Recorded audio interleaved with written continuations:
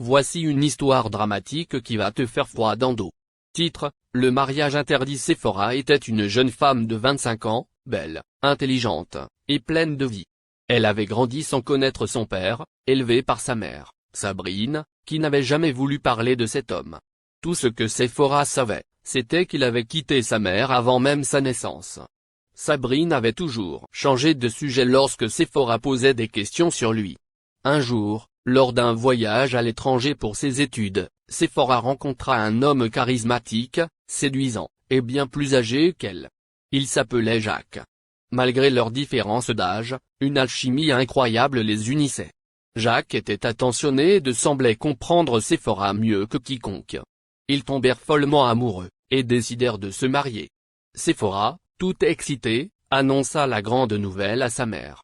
Sabrine, d'abord réticente, accepta finalement d'assister à la cérémonie, bien qu'elle n'ait jamais rencontré Jacques. Le grand jour arriva.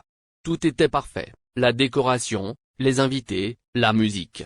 Sabrine entra dans la salle de réception, mais lorsqu'elle posa les yeux sur Jacques, elle blêmit.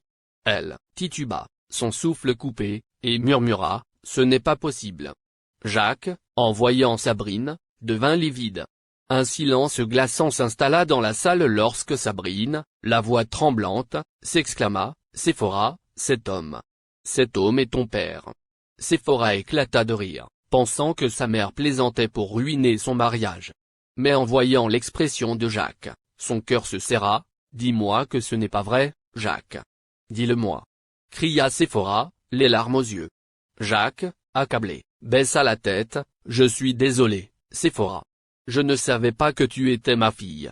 Sabrine ne m'a jamais dit que j'avais un enfant. » Le choc était insoutenable. Séphora s'effondra, le cœur brisé, réalisant qu'elle avait failli commettre l'irréparable. Sabrine, en pleurs, tenta de la consoler, mais Séphora s'éloigna d'elle, criant sa colère et sa douleur. Le mariage fut annulé, et Jacques quitta la salle, rongé par la honte et la culpabilité. Séphora mit des années à se remettre de cette tragédie, mais elle finit par pardonner à sa mère et à reconstruire sa vie, bien qu'elle ne parvint jamais à oublier ce jour fatidique. Que pensez-vous de cette version? Abonne-toi pour plus d'histoires.